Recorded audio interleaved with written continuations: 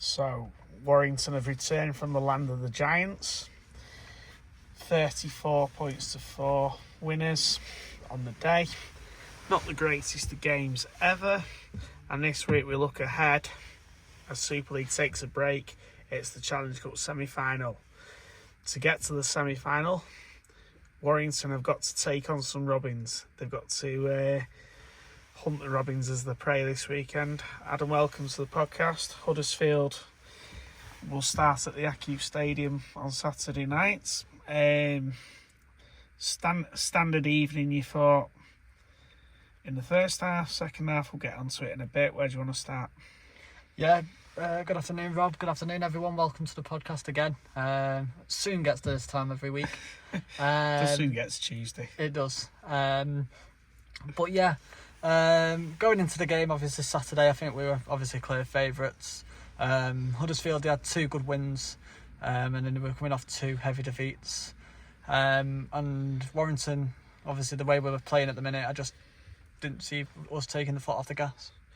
No, absolutely not. But, I mean, I think a lot of people expected us to put 50-odd points. Now, the game started brilliantly. I mean, against the run of play, you've got to say, because Huddersfield were on top at one point, and obviously a great tackle from you and Irwin prevented Huddersfield from scoring. But Warrington weren't on top and weren't into that game until Niley Volz spilt the ball and Albert Hopewati had presence of mind to pick up and run the length of the field. And that guy can run.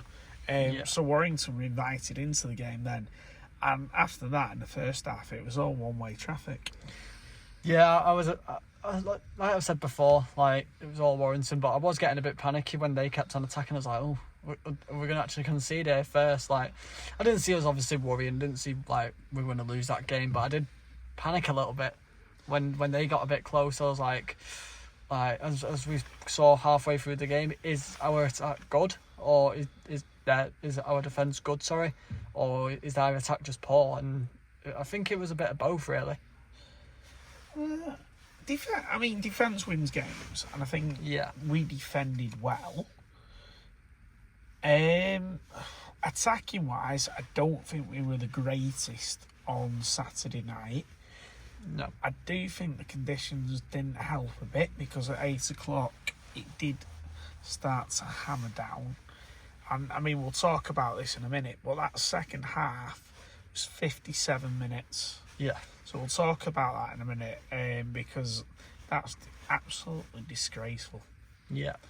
You cannot have an 80-minute game of rugby going on for nearly an hour and 30, about an hour and a half. It doesn't happen. No. There was some standout performances from Warrington as well, and I think second half they thought that we've got the job done. We'll step off a little bit, just get ourselves ready for next week. Maybe it's good game management. Maybe they were told to do that. I don't know. Yeah. But when you say get the game ready for next week, I think we literally took it literal. Yeah, I think we just slowed it right down. Obviously, like you've said there, like we'll get into it in a bit. But 57 minutes for a half. That. Yeah, I went to my brother's to watch it on Saturday night, and I remember getting home at like 20 past 10. I didn't go to the game, unfortunately, and I got home at 20 past 10, and my mum was like, oh, like, is your brother all right and all that lot? And I said, yeah. I said, the game's only just finished. And she's like, really? I said, yeah, it's been going on for quite a while. But yeah, we got the points when we needed to do. Josh Smith obviously going over for Super League, Warrington's Super League. 20,000th point. Yeah. It's a mouthful, that, isn't it? It is. But the tries we scored were great tries, and obviously we didn't really need to go out of our way to try hard. We just played simple rugby. We didn't make a mistake until about, I think it was the 50-odd minute, and Danny Walker knocked on. Yeah. So I think that's the way you've got to do it, and whether they've decided in the second half just to game manage a little bit and just slow their own pace down, make sure they're injury-free for next week. They all want to put their hand up clearly. Yeah. There were some real good standout performances as well. I mean, you and Irwin, He's had 5 assists in 2 games. Yeah, that's crazy. Unreal, that. I mean, we're going to get on to the academy in a bit because I want to kind of just break down what the academy are doing and how they're starting to show the worth. I mean, we'll get on to Ulkar as well. What people are already saying Ulkar are at Wembley. I'm not a great believer in that because I think Warrington have got a lot more to them than what they showed against Huddersfield. Yeah. And Huddersfield, genuinely, even with all the stars back, I don't think they were absolutely brilliant. But you've got to play what's in front of you. I mean, Joe Philbin had a great game. Lachlan Webster, Ewan Irwin, Toff Sipley. Yeah. Players really stood up. And I think they did enough, so to speak. Yeah. I don't think you could do any more, really. I know a few people, when I was coming out of the ground on Saturday night, a few people, including Barbara, I was with. Evening, Barbara. Hello, Barbara. She said she felt a bit funny about the game, and I think it did have that effect on fans. Yeah. I think they're expecting a bit more, but 34-4 is not bad. No. I think each one you just need to put to bed, take the experience from it, and get ready for arguably a bigger task this week. Yeah. I mean, Ulkar have had a little more than a training session last week against Castleford. They've had 10 days to prepare, so you'd think it's up, but I'm not sure. I'm not sure I'm a great believer in that because I can see Warrington have got performances. Who are your standout players? Oh, you mentioned him there. I think Joe Philbin running about 40 metres. Running riot, wasn't he? Yeah. Joe Philbin, Ewan Irwin, and Lachlan Webster. Do you know what one of my biggest criticisms? Go on. And it's not really a criticism, but it's just how they're playing at the moment. They're not really going to Matty Ashton as much, are they, at the moment? No. And I've not seen him score for a while. He scored on Saturday. See, everything, I told you, everything merges into one. You have a bank holiday, you lose track of your days. I've completely lost track since Saturday. I just don't think they're hitting Ashton enough at the moment. No. Maybe that's something they're doing deliberately. I mean, it is good to see though, that the backs are taking a lot of work off the forwards and having a real good go at driving the ball in. So it's giving that forward pack an extra breather. I'll give you another standout. I'm going to say Toff Sipley. Yeah, there was. Sorry to interrupt. There was moments on Saturday where I was like, okay, Sam, take him off now because I'm scared he's going to get injured. Yeah. And then my brother was like, "But he needs the game time. He needs the game." He kept going and going. Yeah. So he showed his mettle, and he showed that he did show what he can do. Yeah, I think he played quite well coming back from injury again. Yeah. He made the meters where he needed to. And obviously we've got the likes of James Harrison being injured. I think he'll do a good replacement. Yeah, absolutely. And I thought Luke Thomas was solid. He will probably miss out this week because Luke Yates is supposed to be coming back. So I think you've got to have your strongest side out there. Yeah. Just to give yourself the best opportunity. Let's just hope we're celebrating next week. So going back, second half. So we're on to 2-hour rugby again. There was 6 video ref calls, 2 captain's challenges, 3 captain's challenges maybe. Both challenges were inconclusive. What is going on? And to quote Sam Burgess after the game, he said that he would, if he was sat at home, he would turn it off. He said, "What is going on at all?" He said they had six video ref decisions, 2 inconclusive captain's challenges. Yeah. He said 57 minutes that half was. Why? Yeah, the video ref was someone called Cameron Worsley. Yeah, Never heard of him before. He has refereed one Super League game, possibly. Yeah, and obviously you've got to give him a chance, but like I'll keep going back to my brother. My brother said, I don't know what it is, but is there less cameras nowadays? Or was it just poor when we were younger and we didn't notice? But it was very, very bad officiating on Saturday. So on a full Sky game, you get, I think it's 17 cameras. I think you only get 8 on these red button games. Right. So that's. But James Vella, I'm sure James Vella could have made some of those decisions himself. I don't think he needed to go. But all this challenging conclusive, it needs to go. Yeah. You either get it accepted or it's declined. Declined. It's inconclusive, just does nothing. No. I think the ruling needs to be changed there, because challenging conclusive, it goes back to the ref, you go back to the original decision, so you've wasted another 5 or 6 minutes. Yeah. But also, if you're looking at a player welfare point of view, when these challenges go up, players are stood there for nigh on 5-6 minutes. It's the same with the video referee. Yeah. Players are stood there, so what happens then? They get cramp, they get other injuries, they pick stuff up. It was pouring with rain. It was absolutely freezing on Saturday night. Players are stood there in shirts and shorts, waiting for a decision on the video. Yeah. But this annoys me as well. They give a try. So James Vella gives a try on the field.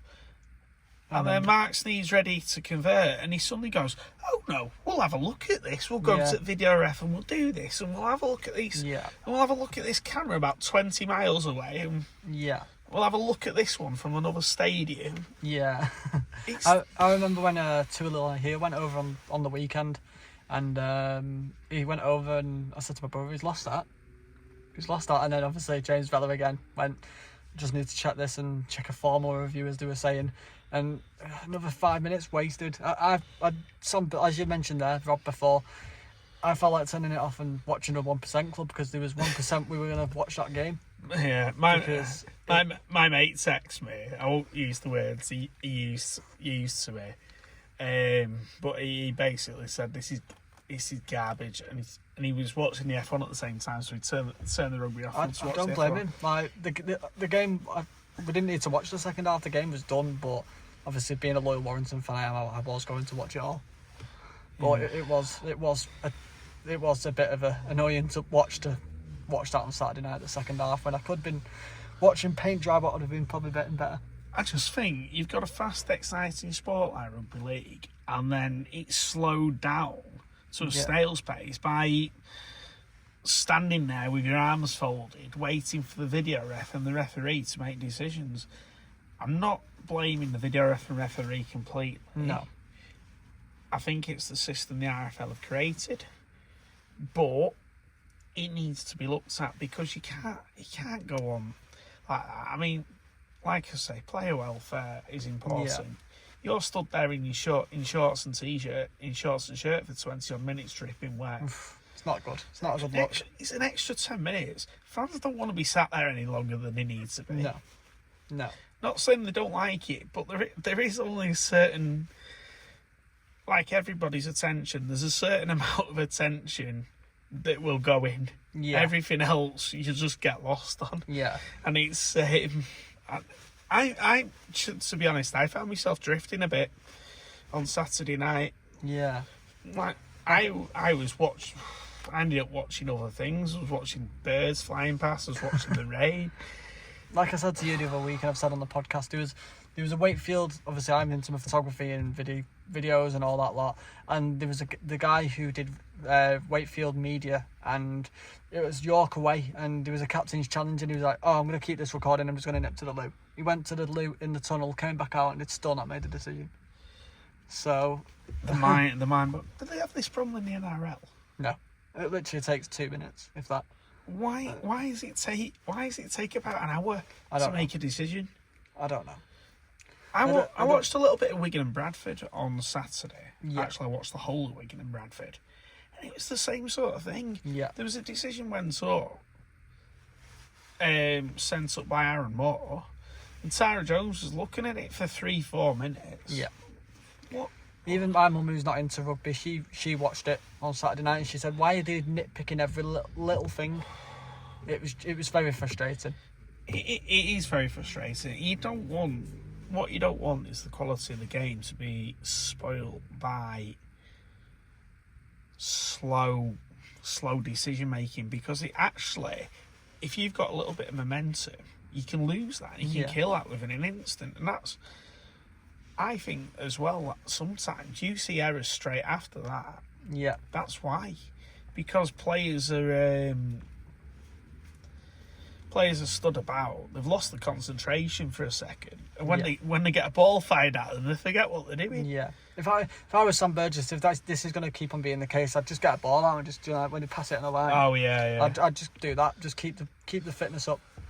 Yeah, I think Sam Burgess has been over this before. These 2-hour games, it's not good. It's not good for anyone. You want to try and sell your sport to a wider global audience. You don't want to be having 57-minute halves. No. Where's the logic? Yeah, I don't know. I think it's stupid. I think it went out the window, and it's especially at 8 o'clock on a Saturday night, which is the most bizarre kick-off time. Yeah. Warrington, we got home at 11:30 on Saturday night. Right, that's just stupid. Go figure. I mean, yes, I like the game, and yes, I like the sport, and yes, I like the company, but no, I don't want to be in Huddersfield Longer than you do. longer than I needed to be on Saturday. You want to go for the game, come home, that's it. Like I say, there was a certain tolerance level and a certain concentration level, and mine dropped a bit this Saturday. You want to keep the game going. I mean, we've got games coming up on national TV, on free-to-air TV, so in front of potentially a wider audience.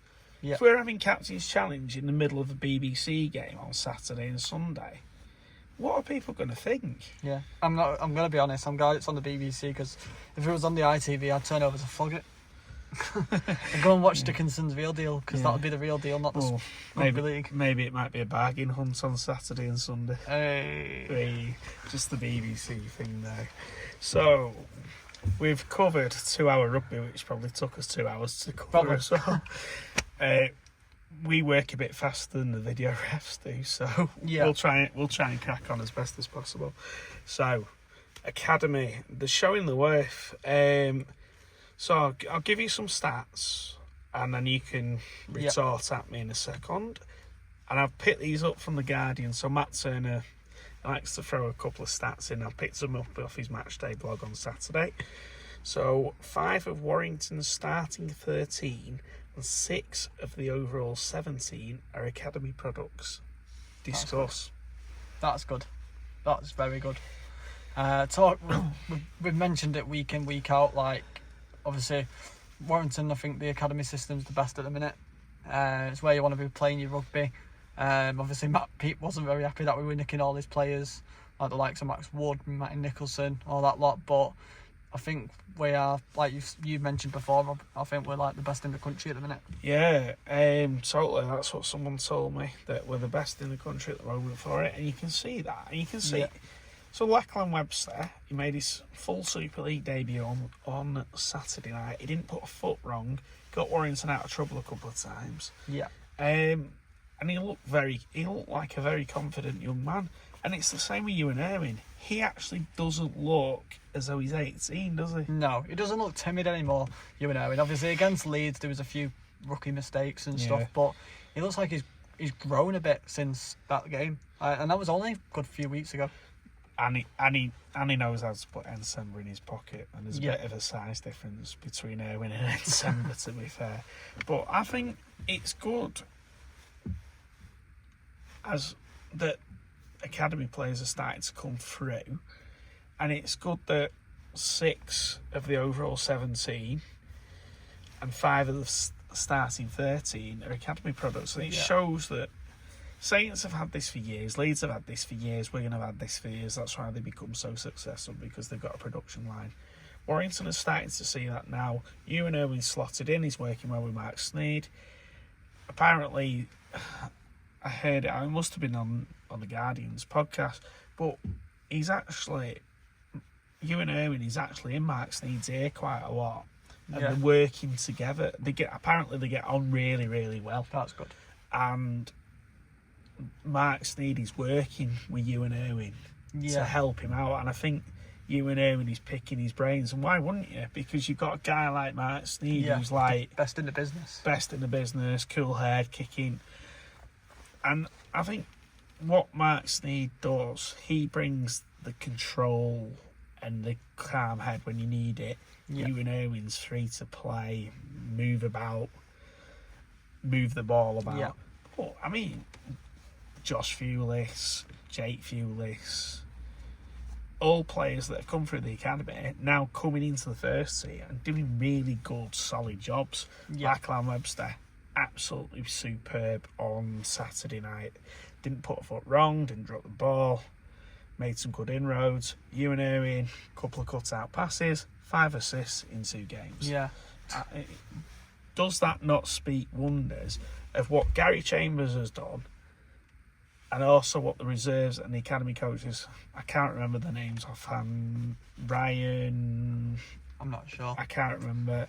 Ryan is the head of youth, I think, but I can't remember his surname. But it does show what you can do with a good academy side. You take, I'll use United as an example. You take United in the early 90s. I was going to say the class of 92. When they won the Premier League. Yeah. There was always that thing, you can't win things with kids. Alex Ferguson promoted Beckham, Scholes, Neville, Giggs.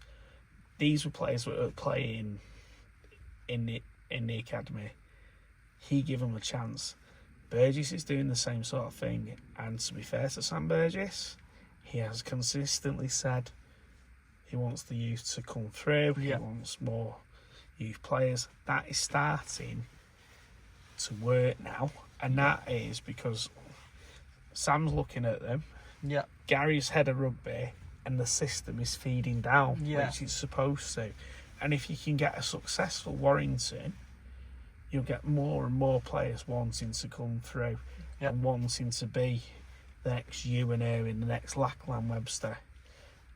And I mean, yes, it's big responsibility for Ewan Irwin. He's taking it in. Yeah. I mean, he'll play at Hull KR on Sunday, and he won't have any fear at all. No. He'll move Warrington around. Yeah. And that could be a key strike weapon on Sunday. I feel like that. I feel like it'll be like the repeat of the 2025 Challenge Cup final. Mark Sneyd's going to orchestrate it. I feel like he's going to kick them to death, and then he's going to take the pressure off Ewan Irwin, and Ewan Irwin's just going to ping that ball about everywhere. Yeah. But to the corners, fifth tackle kicks. I think they're going to give it to Mark Sneyd a little bit, but even Danny Walker can kick like 40-20s and stuff, and we're going to need them as well. Yeah. To take part in the roles, what they can do. Obviously, we see Danny Walker. He's been a bit. I'm not going to say quiet because we know he's not. Just hit and miss, hasn't he? Yeah, but we know he can kick a 40-20. Like when he celebrates that, you just like he's got it. Yeah, absolutely. But that's what you want as well. You want your other. Like I've said before, you need some. Like I think it was against. Who we were playing against Wigan. I said to you, we need key players to step up this week. Of course you do. And we need that this week again. We can't anyone to lock off. Obviously, bit of a silly mistake from James Bentley the other day with the sin bin, but it is what it is. Nothing's came off it, so we're lucky. But he just needs to have a cool head on Saturday, because if Michael Lewis loses his head, we're in. All care will go to pot. Yeah. But it's also got to be... Warrington have got to do it in a controlled sort of way. Yeah. A disciplined way, because the discipline was a bit lacking again on that second half. Yeah, you've got to be ready. But I mean, they'll prep for that. They'll go for the video. But I'll just take you back to last year, last game of the season. Hull KR were going to pick up the league leaders' shield if they beat Warrington. For 60 minutes, Hull KR were not in that game. No. For 60 minutes, Ewan Irwin was controlling that game. Yeah. And that was with half a team. With half a team. And imagine it this week with a fuller team than that. Who knows? Who knows? He's not going to get big stage nerves, is he? No. But I mean, it's nice to say that the academy is working, the reserves are working, and that you've got that wheel that's coming through, and it can only be better. It can only go better and better all the time. And the academy is still unbeaten. They beat Hull KR the other day as well. Yeah. So that's just showing that we are making moves. Youth system's working well at the moment, and it's positive times. So my next one is Toff Sipley. We've glossed over this slightly, but what sort of impact do you think he made on Sunday? He's a bit quiet, isn't he? But he does the meters and he makes good runs. And I think already he made 145 meters this week. Not quite then. But no, he obviously the likes of my brother keeps remembering him as Murdoch, Masilla, Akaola. They're Nate. Like I said to my brother, because they're well-known names, you know. Yes, it's a bit of an unknown radar. And you've mentioned this before. I think he'll go a bit under. He'll do the meters. He'll do everything, and he is a workhorse. But he's not he's obviously not a well-known name like Murdoch Masilla. Obviously, people watching the NRL will know who he is. But yeah, he's got the work ethic, but he is a bit of a dark horse, I'd say. Yeah, I think he's got a lot more about his game. I mean, I like what he's doing. I like his impact. I like his impacts off the bench with Tanganoa.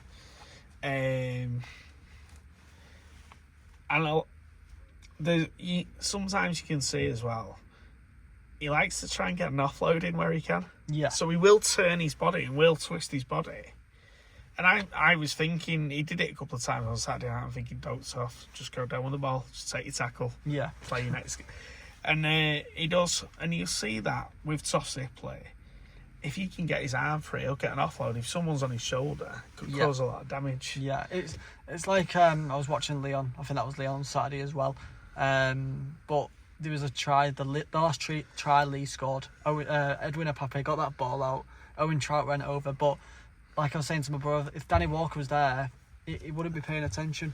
Nah. And we need to be watching these offloads. Yes. Because that's going to win you a game. All it takes is Danny Walker just to be ready with an offload, run down the middle of the field, get another tackle, we could go over. Obviously the other defending team aren't ready for it. So that's all it takes, really. Yeah, I think he is a bit of an unknown, but I also think it works well in a way, because no one's sussed him out yet, have they? No, but we've tried in the past to sign all these big names, and it doesn't work. No one had heard of Josh Smith. No one had heard. Well, I hadn't heard of Apawati. I hadn't heard of Toff Sipley. No. These guys can go under the radar and just do their own thing. Yeah. And Hopawati playing on the wing and Smith at centre, that combination needs to stick for a few weeks. Yeah. Because that can go bigger and bigger as well. It can. It can. And you've got to give these combinations out. And I mean, on Sunday, they could cause Hull KR a lot of problems. Yeah. So yeah, let's go on to this, because we keep mentioning it, we keep tormenting about it. It's semi-final week. There's no bigger week for me. Challenge. Well, there's 3 trophies to be won: League Leaders, Super League, Challenge Cup. We've got a chance to get 80 minutes away from one of them this week. Hull KR, what do you do? It's tough, isn't it? It's going to be a tough one. We know they're a threat. As we've mentioned in the title of this video, they're ruthless. They're hitting teams left, right and centre in the way by 50 odd points, but obviously we're a different team this year. We just need to stay composed like we did last year in the final, I think. Obviously, like I mentioned before, Marks needs a kicking game. It's going to come into play. We just need to have key standout performances. We need to keep, obviously, Mike and Lewis quiet. I mean, there's too many names, obviously. But as long as we stay composed, stay disciplined, I think we'll get the job done. Yeah, I wrote down just briefly when we were planning this. I wrote down briefly that it seems like everything will be against Warrington. So they're at Doncaster. There's 7,000 Hull Car fans. Yeah. I've seen on Twitter that some Hull Car fan reckons that Warrington have only sold 1,000. No. I don't know where he's got that Yeah. from. Basically, Hull Car are already in the final. Yeah. And I mean, we love an underdog. We were an underdog. I've said it before. We were an underdog in 2019 against Saints. Yeah. So who knows? But do you think Wire will thrive with everything against them? It's hard, isn't it?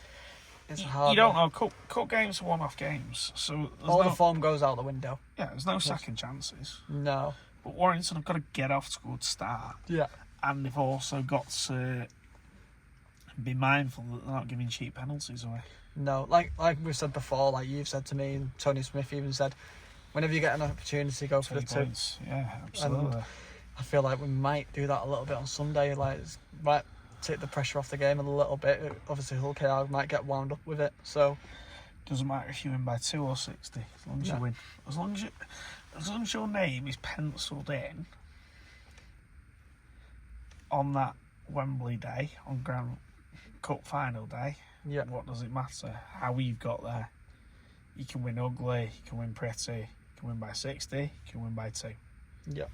You Obviously, like Hull KR, like they won beat Brisbane the week before. Week after got the sorry for my language, arse handed to them against Leeds at Vegas. So who knows? No, absolutely. Who knows? Yeah.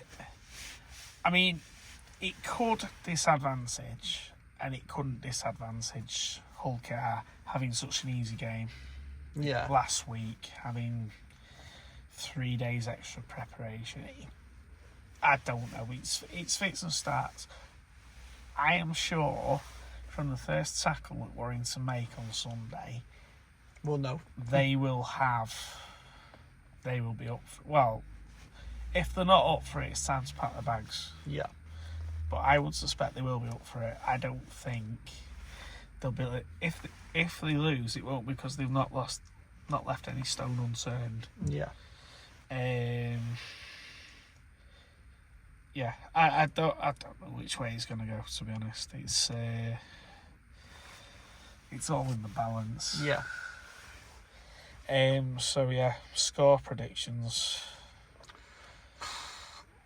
We've just mentioned it there. It's going to be a tight one, but I do think we're going to get the job done.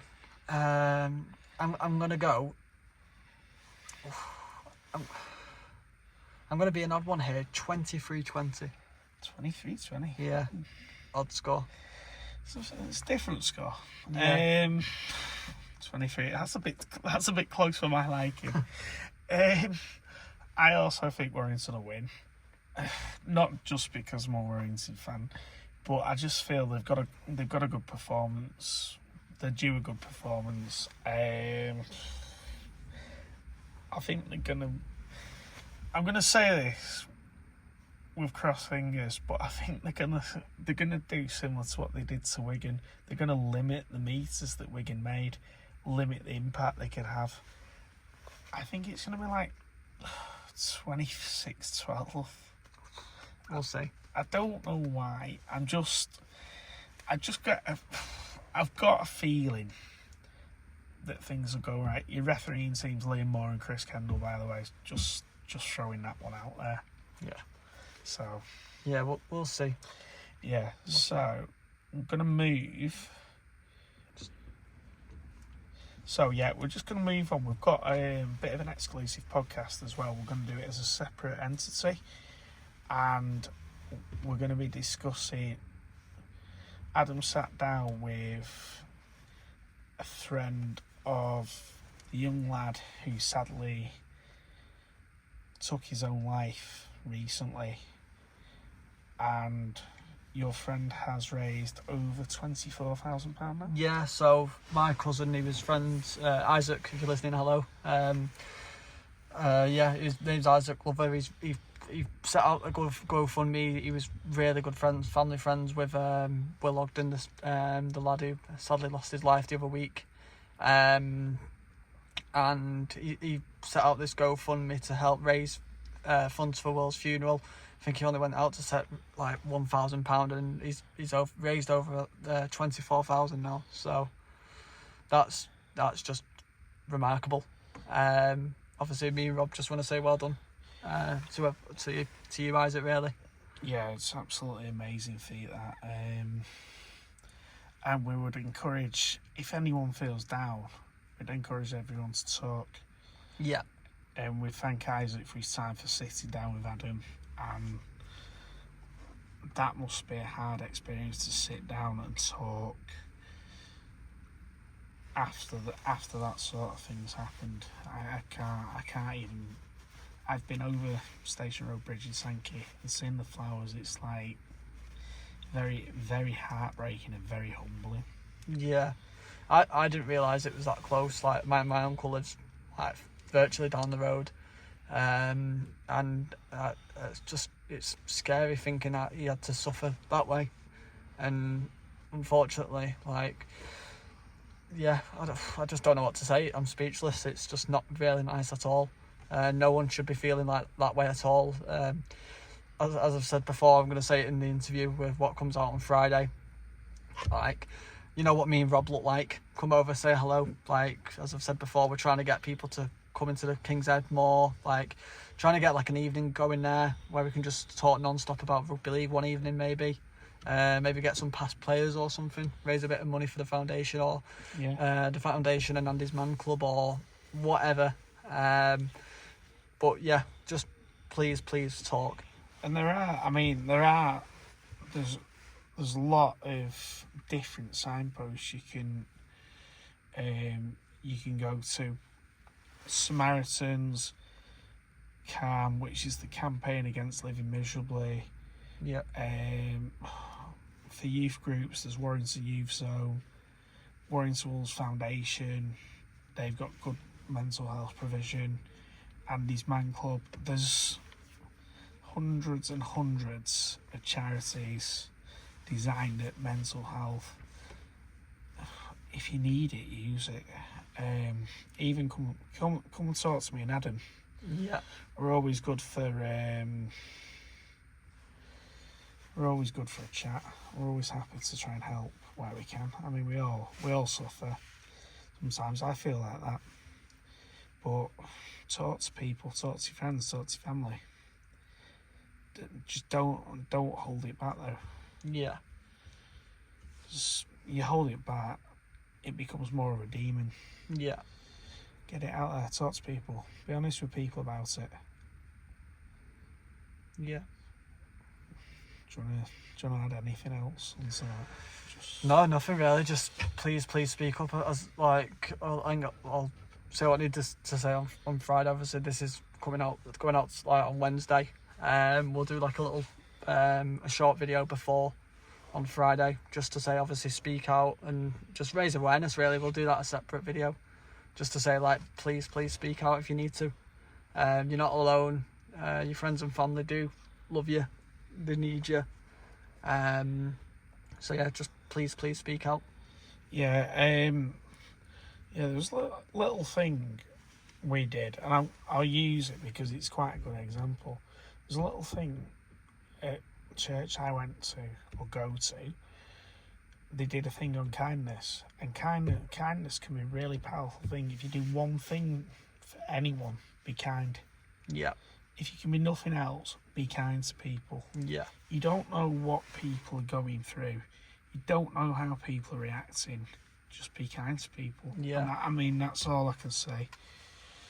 Like I work in complaints in my job, and one thing my manager said to me was, you always try and see good light out of a bad situation, no matter what. Even it's out of your control and there's nothing else you can do, you always try and find a positive light. And And yeah, that's me all over as a person, really. Yeah. Bubbly, laughing, jokey.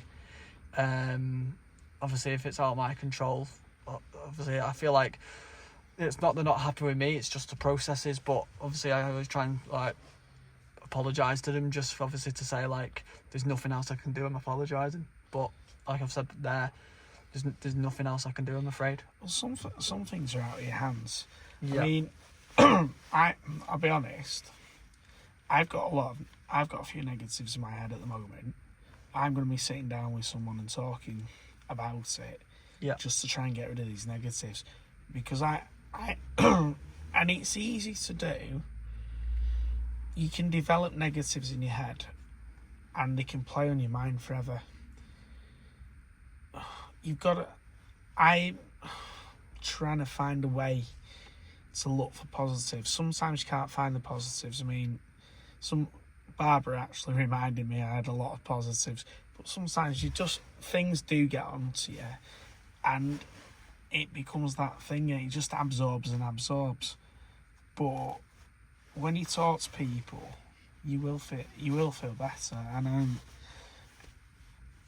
that's what I'm going to be doing. I'm going to be talking to someone and getting all my negatives out, and they're going to hopefully help me look at things in a different light. I need to do that good. Because somewhere in my head there's still a lot of negative. So yeah, that's just out there. And I appreciate you for saying that.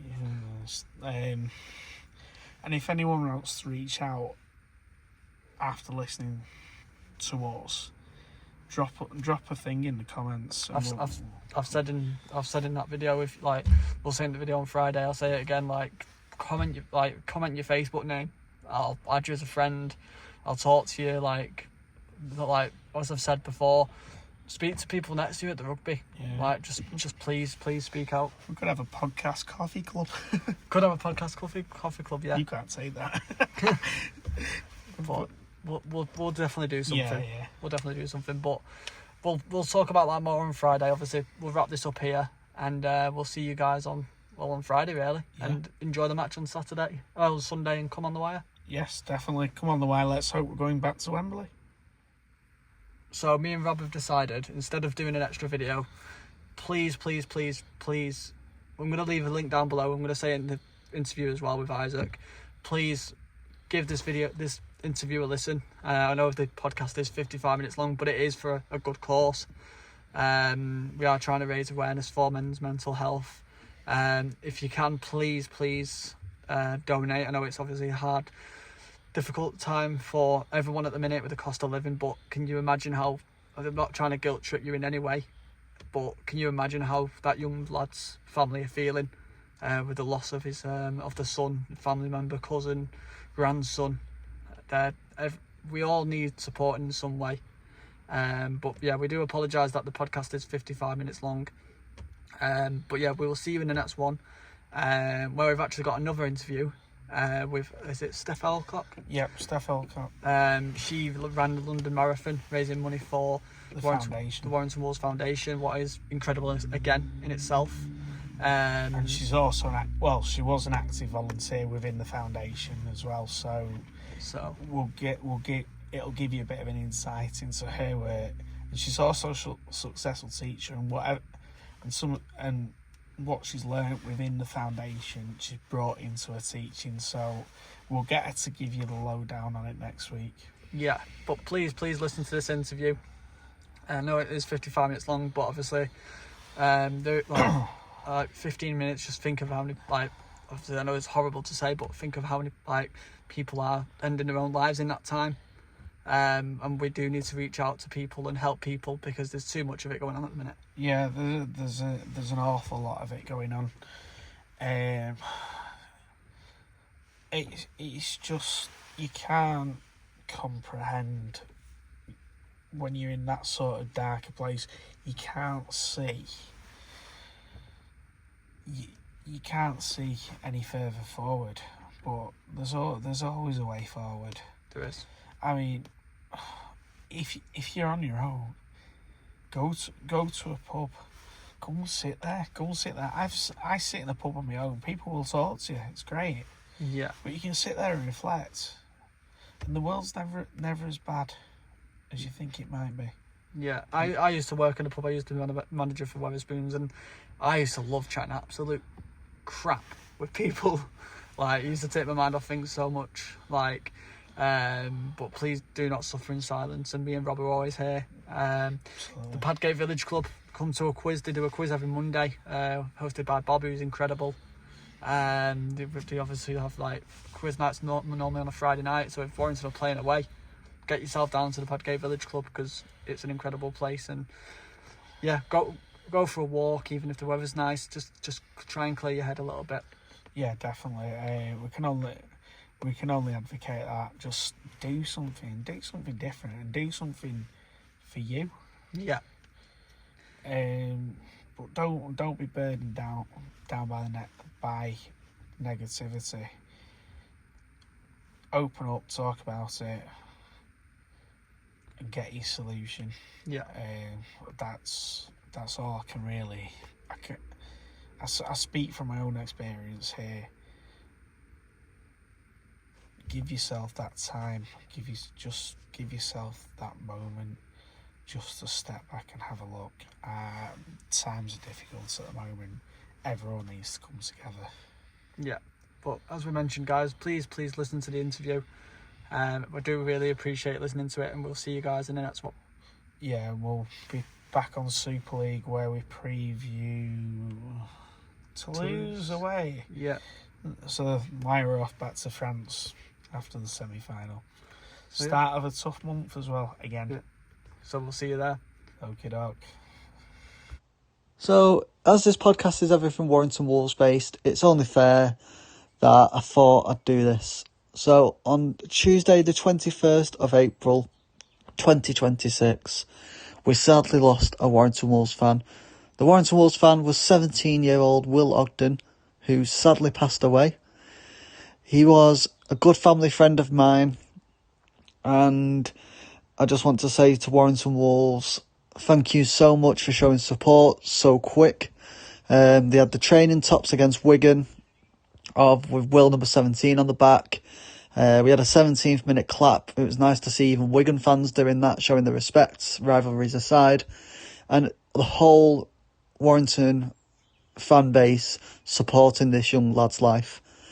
So, in respect to that, my cousin, Isaac Glover, who is an amazing human being, set up a GoFundMe page to support Will's family, basically. And he only went up to £1,000, and he actually raised over £24,000 for young Will's family.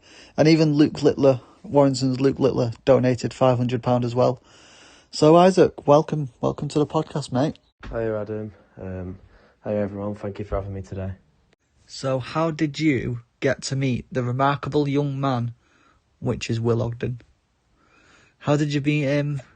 How did you become friends with him? Go on, tell me your story. So I went to high school with him, and it was like the group of mates I was in were like good mates with him at the time. It was probably about year 8 when I first started speaking to him. And at first I didn't actually like him because he was just so unfiltered, I think is the word to use for him, really. He was like very much like he'd always say something outrageous when you first meet him, and then you'd get the wrong impression. But essentially the group we were in together fell out in around year 9 time. So it kind of just left me and Will just ourselves, and I think the more we spoke to each other, the more we just clicked.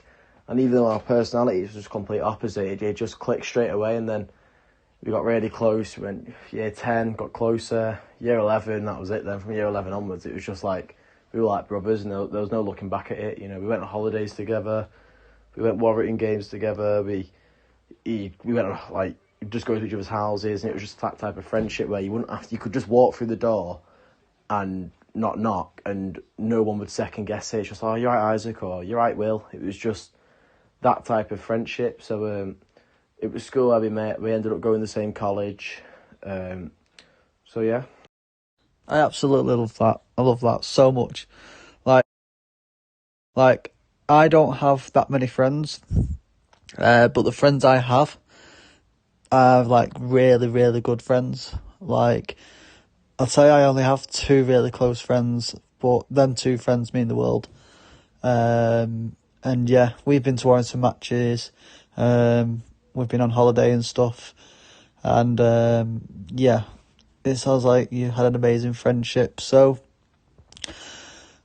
tell me a bit about you. Like you, obviously you set up this GoFundMe and you wanted to set out £1,000, but was I right in thinking that you raised over £24,000 for Will's family? Yeah, so he died on the Tuesday, the 21st of April, and obviously the first couple of days I just kind of went into my own little shell, didn't speak to anyone, didn't socialise, and then spoke to his family a couple of times, who obviously devastated with everything that's happened, and I just think in general, not even about it being a 17-year-old lad that I knew, in general, I think the fact that families have to pay such extortionate amounts of money for funerals when they're in grief, I just don't agree with it. So I came up with the idea with my mum to, set up a GoFundMe and try raise some money to cover the cost of the funeral. So I set up this GoFundMe, and initially the target was £2,000 because we thought that'd probably cover the funeral and the after party, and maybe hopefully a little bit more, maybe to go towards a memorial for Will or something like that. So we set up this GoFundMe on Thursday night, so only a couple of days after we found out about his passing, and I was sat in bed with my girlfriend at the time, and I basically just came up with the idea to kind of create a video online, spreading awareness for not only Will and the GoFundMe, but for men's mental health in general, as I think it's such a underlying issue that doesn't get spoken about enough. So I literally, in one take, I wanted it to be raw emotions. I set my phone up on my TV, sat in my chair where my PlayStation is, and I just recorded this 2 to 3 minute video. Obviously I was upset in the video, I had my moments where I was crying, but I was spreading awareness, I was letting people know to share the GoFundMe, donate to the GoFundMe if possible. And then I was talking about Will, and I literally recorded this video, didn't even rewatch it, and I just posted it to my TikTok and Instagram. And I think that video alone now, put together on the Instagram views and the TikTok views, is on about just short of 150,000 views. And the support I got was just absolutely crazy. Obviously, it got to the people like Luke Littler and a rapper called Ice-T.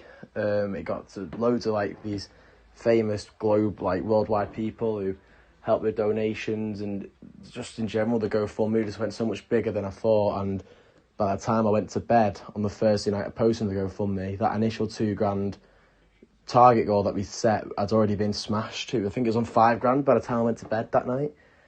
And then just from there, it just went absolutely wild. I think in the first 48 hours of the GoFundMe being posted online, we had over £20,000, which is just crazy numbers. And then it's just slowly trickled up. And now we're in a really fortunate position where I can hand over this money to Will's family, who I know very well and I see as my own. And I can say, here's all this money, pay off the funeral, pay off whatever after party you want, pay off a memorial, and whatever more money they have left over can go straight to men's mental health charities and just stuff like that. So yeah, that was the reason behind the GoFundMe. Bloody hell, mate, I'm just getting teary listening to that. You are an incredible young man. You know that. You are. I know you are my family, but anyone would be blessed to have you in their life. Isaac, you are an incredible, incredible young man. Yeah, like you've mentioned there, men's mental health doesn't get talked about much. I remember when I was in college, funnily enough, and I came into class, and everyone was upset, crying and stuff, and I said, what's up, everyone? And I got in at 9 o'clock and finished college at 9:10, and I came home and had a free day off, because one of the young lads there, his name was Ryan, he actually ended his own life the night before. And yeah, he was always bubbly, laughing a lot, joking. You just don't know what goes on in people's heads, men and women. And it's horrible to see. But yeah, this is just a message just to say, if you ever see myself and Rob at the matches, or anything, or anyone you go with. Doesn't even have to be your friends or your family. Even it helps just speaking to a stranger. Speak to someone, because somebody will listen to you. So, yeah. But Isaac, yet again, mate, I just wanted to say, myself and Rob, you are a remarkable young man, and you should be so proud of yourself for raising this much money for Will and his family, because that is an incredible achievement. And I thought I'd get you on the podcast because hard work like that does not go unnoticed. And yeah, we got the win for him as well, didn't we? It was a good win for Warrington against Wigan last week. So yeah, Isaac, you should be so proud of yourself. And if Will's family, for any reason, listen to this podcast, my thoughts and prayers do go out to your family and friends in relation to Will's passing. So what I'm going to do as well to support men's mental health is I'm going to leave a link in the description for Men's Mental Health and his man club. You've probably heard of it. Please use the link if you feel like you need to. As I'm going to mention now, you know what me and Rob look like due to the video we did on the King's Head the other week. So if you see us at a game, come and say hello to us. We don't bite at all. I know Rob sits in the north stand, I sit in the east stand, and I think Isaac, you stand in the south stand. So yeah, please come and say hello. We do not bite. We love talking everything Rugby League. We want to try and get a evening set up in the King's Head of like a live podcast where we want to get more fans engaged, and we want to do like an evening just talking non-stop about Rugby League, getting many people just talking about Rugby League. There is a Warrington Wolves heritage trail, what they've set up for 150 years, what have like blue plaques of like memories of Warrington Wolves over the years. And that takes over 2 hours. So what, like, starts off with Howell Jones outside the club shop. There's a map on there, and I think me and Rob are going to do it one day this summer, to experiencing it. So yeah, just go on a walk, and talk to someone, please. Let's talk about rugby then, Isaac. Are you enjoying the way Warrington are playing this year? Any players who stood out from yourself? I'm really enjoying the rugby this year, to be fair. I'm loving the fact that they've added 3 new teams in York, Toulouse and Bradford, just giving the whole league a bit more engagement and just a bit more to watch, with it all being on Sky Sports as well, which I think is really good. In regard to Warrington, I think we've had a fairly good start to the season. Obviously, the win against Wigan was it was a beautiful game to go to, with the whole matter of the 17th minute clap for Will, and obviously winning by 17 points, which I just think, obviously, if you know Rugby League, that it's rare for any team to win by an odd number, but by 17 points on the night, which was a game dedicated to Will, really, I think it's crazy. But I think Kopawate is having a class year. I think since he's joined, he's really given us just that bit of an extra oomph that we've been needing these last couple of years. Obviously, getting Ashton back from injury as well has really helped us. But no, I'm enjoying the squad depth this year as well. I just feel like we've got a bit more squad depth. We can afford to have more injuries. I mean, we've lost George Williams for the whole season, who's obviously our star player, everyone knows that. But we're still bringing wins without him. It's just proving that our squad depth's getting a bit where we can lose players like Williams or like Ashton and still perform at the highest level. So I think it's been a good start to the year, but typical Warrington, we've got that jinx, haven't we, where at some point we'll end up dropping off, but hopefully this year's a bit different. Hopefully get to another final. I just aim to get in the playoffs, really, and then go from there. But yeah, I think it's been a good start. Yeah, mate, I agree with you. Me and Rob say it week in, week out on the podcast that we've got good squad depth this year. It's like we get a player injured and we've got another good player to replace them with. Like we had George Williams' injury, we've got the likes of Ewan Irwin. We've still got Aaron Lindop, who's still injured with his ACL, to come back into this squad. I don't think he comes back in.